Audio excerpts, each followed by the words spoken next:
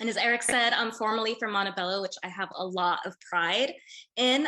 So I'll go ahead and actually, I will start with that poem, Eric. I don't know, yeah. So this poem is titled Self-Portrait as Montebello. She pre-breathed her hills with oil, claimed a defense against a shopping mall over insisting its concrete hands. And though contractors found other parts of her, another witch of land to burn and bulldoze, blotched it with franchises and two-story houses that embroidered us with envy, the packs of high-topped and Nike brown kids knew she'd still be faithful.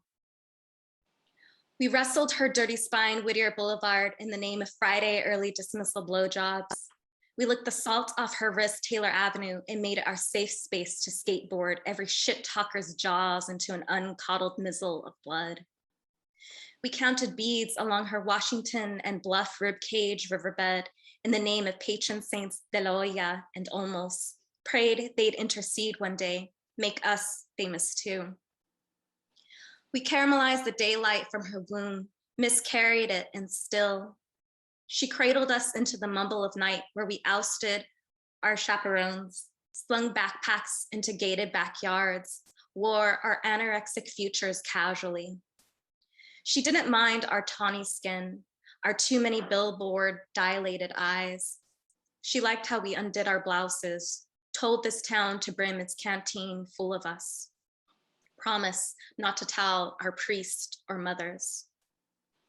On the 10 bus west, we held our limbs in drumsticks like boyfriends, made music till it singed our neighbors' ears, till La Chota knew our band of tender punks by the settings on our pedals, the distortion of our hurt, till they took the auditorium from us, till drugs blew toxic kisses through our friendships, and apathy made writing our personal statements easy.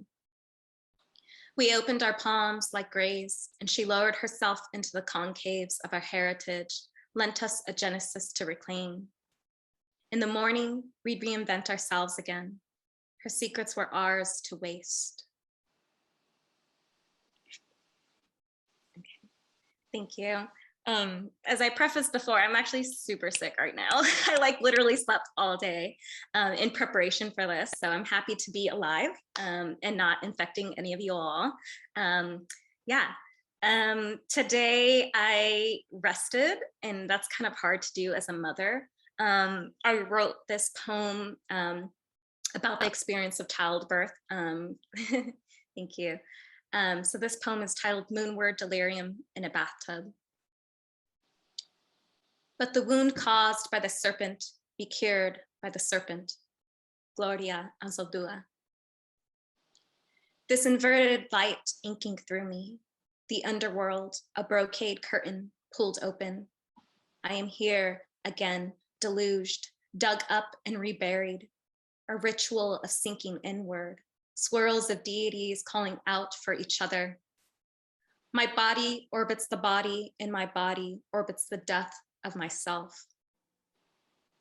The lifetimes are quiet here. They meld, speak in a hum of honey tongues. One tangled mouth, a prism growling through the dark plains, come up for air. The mother-maw tectonic, apparitional give and gasp, guttural great rift, you're already doing it. Childbirth is the basalt of centuries eroding, skirt of snakes, high tide after high tide, uterine grand mal ecstasy. Gravity, opening the door to a home I never knew was mine. I surrender to the kettle screams across generation. Sundown, sunset, somewhere, an ancestor crowns with the sunstone. And when the eclipse arrives with the ships to steal our history, I reach through the ring of fire to the round monolith of your damp hair and pull us out. Perennial split, pelvic flora, rupture and bloom. Then laughter, carved into us like an ancient shelter, skin to skin, no gods but you.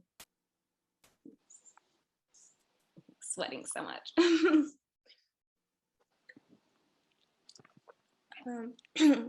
This poem is another poem, of course, since becoming a mother and always being a poet, I'm always thinking about now this relationship that I have to being to being a mother, to thinking about my own relationship with my own mother, and a lot of stuff comes out from that.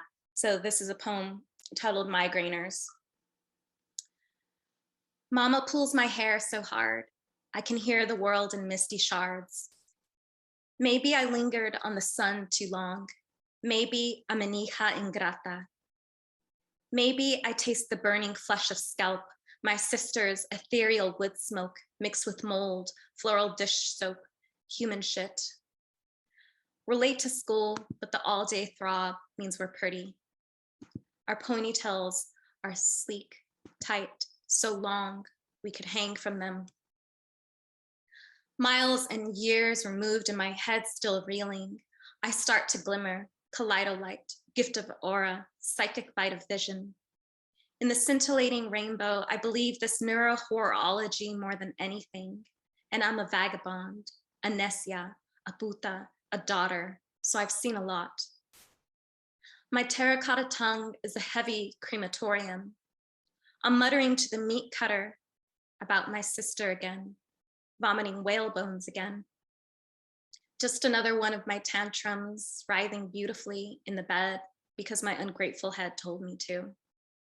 Everything is biblical apparition. God tugs the blood vessels in my brain, and she is so angry, she pulls harder.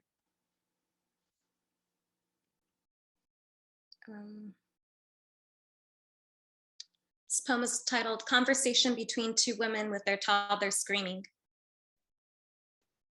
Maybe in another universe, someone wears our ghosts, our degrees, our patience and poetry, our poverty against gravity. Toward heaven, I gave birth. A tongue tie, a clogged duct, I gave up. I don't want to resent him, but sometimes I feel like a three-headed beast, a womb outside a womb, unwed and better this way. Lost my WIC checks and my daughter at the playground again. Our friends have time, but they don't have the time. We deceive whole dimensions just to hurl our bodies across the decades, translate memories through a sugar-wrapped wormhole. Some of us are nothing, not even imagined in our own I used to be.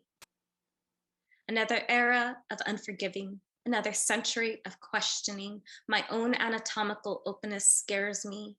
Hearts heave and dread the sky, dormant in our bones, fetal every hour at the bottom of the bed. I just can't cry it out.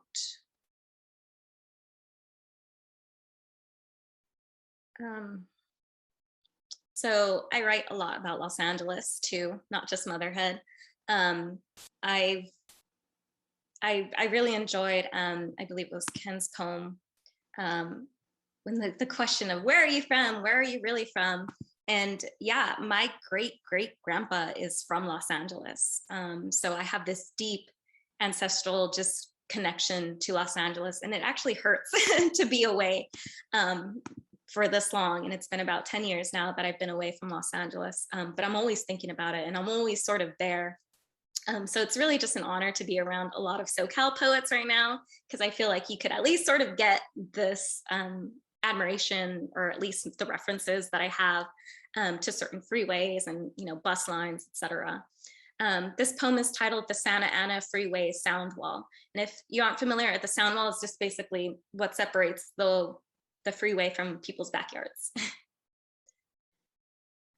A cave-in of girls impaled and swollen slow. Vespertine animals flowering, sunny-mental mouths at dusk, tongue the bruise-colored ceiling. An oath hummed on the Eastman overpass. Private property means no one owns us now. We want the violence that holds us from the unreal violence. Our thrashing monster hearts hammered while the boys meld and jerk in a spear. Elbows, knees, palms, miscreant touch. This backyard begins where our homes end. Awakening glacial bone on older bone, rude youth loved, truantly yours. our mouth-brooding city swallows. We are safe here, but some of us are eaten out in our blackouts by strange men. But we stay until our recklessness has a name. The helicopters cooing morning doves. Some heavenly father spits on our sisters, and the cops insult us worse than our mothers. Our jaywalking lovers are better off somnambulists thudding against cars. Provisional permits, vagabonds throb, swerve toward the ocean, and dilapidated Cadillacs stall out somewhere between Dittman and Indiana.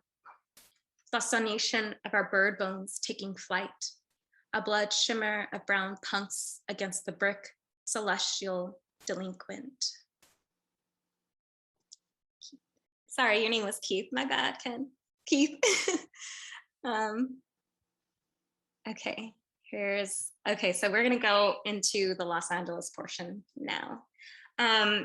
I don't write a lot of poems about my dad, and that's mostly because I don't have too much of a connection, but a few summers ago, I made it my intention to connect with him. And the way I did that was through history and learning everything that he knew about our family's history in Los Angeles. And thankfully he knows literally everything, like down to what somebody wore, this one time that he hung out with them in 1972.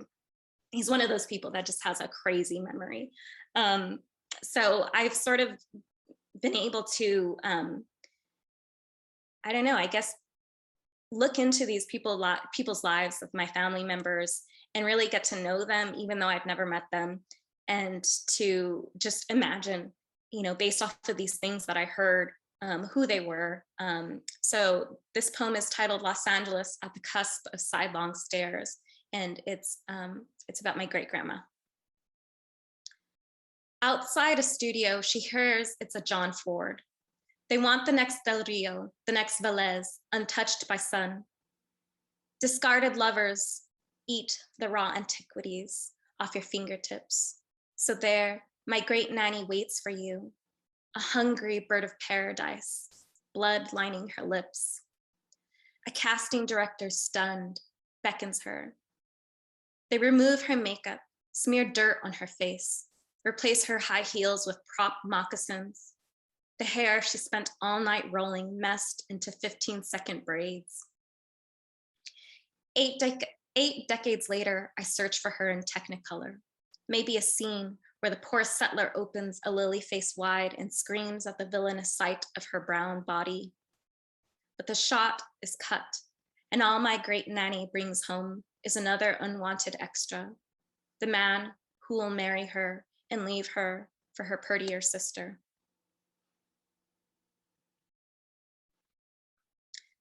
So something that not a lot of people know is that Los Angeles in 1924 was stricken with the Bubonic Plague. And the neighborhood that that was stricken with the Bubonic Plague was basically the Mexican immigrant community, which is where my grandpa and his family lived. So that's in the area that's just past, it's just around Cesar Chavez in that area. So this poem is about that. Bubonic Barrio, Fall, 1924. We gather on a Macy Street porch to enjoy the tale about the dead rat found. Our laughter swells till our nodes swell, till there's something evil in the house itself. Golden State, Black Death, one man to a woman, one woman to her family, a funeral, and then we are all trapped in the quarantine net, dead in diaspora. There is no landscape of leisure for us. In the aftermath of typhus, in the space maintained, in the counterweight, a break. Queen Califia never existed. We were almost your improved race. The land grab, the coordinates of your mental maps, the slums where you placed us, the plaza, both center and contagion. Sanitarians stand tall at the outpost of empire, one guard for every two of us, guns drawn, shouting, no one leaves except for the laborers. Fathers deloused to and from, borders crossed every day. The line's too porous, of course it will spill. The white principal with her rations stays in the net. One hand on the rope, she's never one of us if she can leave when she wants. She and the white priest giving last rites are your heroes, while we are the ones retching bloodied phlegm, feverish, coughing, spines quivering like borders drawn and breached. It was never our fault, never our disease. A toddler deep in dust and dogs, my tata skitters across the low-lying land into the river, bathes in the water with its discarded carcasses and chemicals, with its sewage and dump, its viscera and offal, where you keep your slaughterhouses, your gasworks, your refineries, your Southern Pacific Railroad sit in freight cars full of manure. I bathe in it too, until the trappers find us. My grandpa and I, rats nailed to boards, ready for skinning.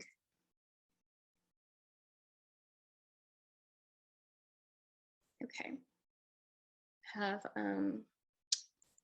This past summer, we did an amazing cross-country road trip to get here. And it was absolutely beautiful to do that with our daughter and our cat. And along the way, we got to stop in Colorado, and where I did a 10-day artist residency that was actually for families. So my daughter got to be part of it, and she got to create her own art, and it was a really beautiful experience. So during the time there, I created this book, this entire book. I was like, it's the most productive I've ever been, and I literally sewed a book together. So the poem that I wrote, that's this poem called In Paradising, it's backwards. It's a long poem, not too long. It's about 4 pages, which is very long for me at this point. So I'm gonna go ahead and read it now. And it's titled In Paradising, which is a reference to sort of what 19th century horticulturalists did to Los Angeles when they came and they saw this sort of barren land and decided that it needed to be more beautiful. So a lot of the things that we associate with Los Angeles are not native, being palm trees, bougainvillea, jacaranda, all these things that are just so, you know, just Los Angeles to us just aren't. So this is a poem titled after that, and it's actually about my mom and dad. Surprise. Nothing here is native except my father, and he is a fallen oasis, a water table shrinking beneath his feet. He imported my mother from Acapulco, promised her lush heat. Instead, she got a junkyard of dead trees. For her, he planted queen palms, fruit trees for each of his children, an orange one for me. When I return, everything is more barren than before. Cypress giants swaying abandonment, peaches and oranges like shrunken heads, plum, now driftwood, apples, rusted voids. A bract of bougainvillea begs me to pluck its pink misery. Diet Coke and energy drinks in the crabgrass, aluminum in bloom.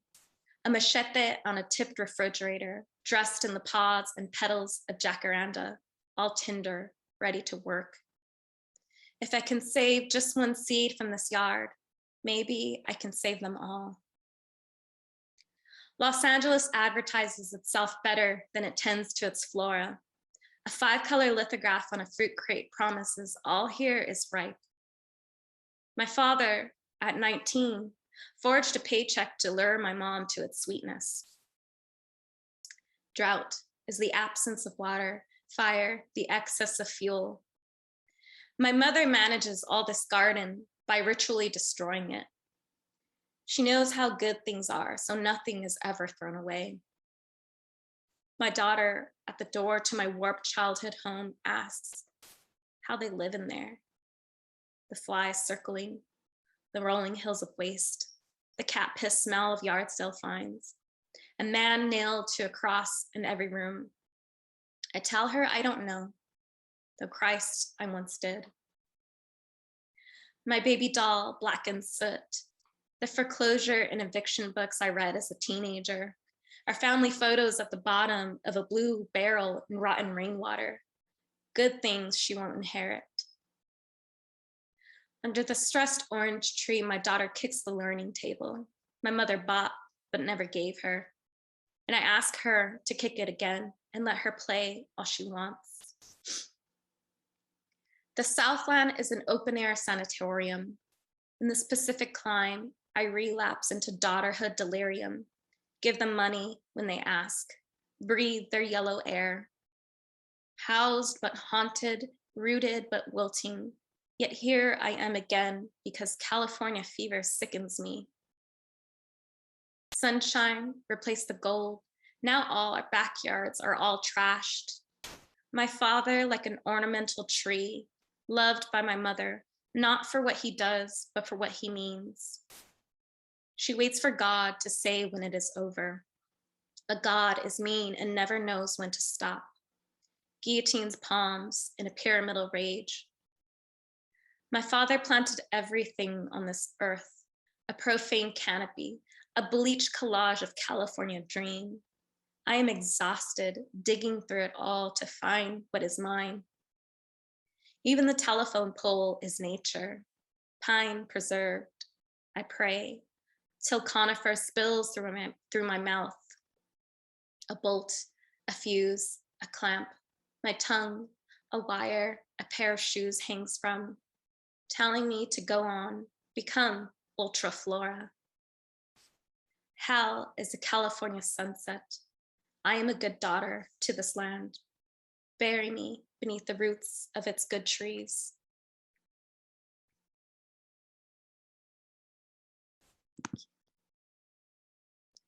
I have 2 poems left. So this is actually a poem that my mom wrote. She's one of those moms that loves Facebook and posts at all hours of the day. It's something that's very special about her. It's her love of Los Angeles, even though she's a first generation inhabitant, because she works the night shift as a security guard in the heart of LA. So she has this view of LA that no one else does. And I don't think anyone loves LA more than she does. So this is a poem that she wrote and that I translated with the help of my partner.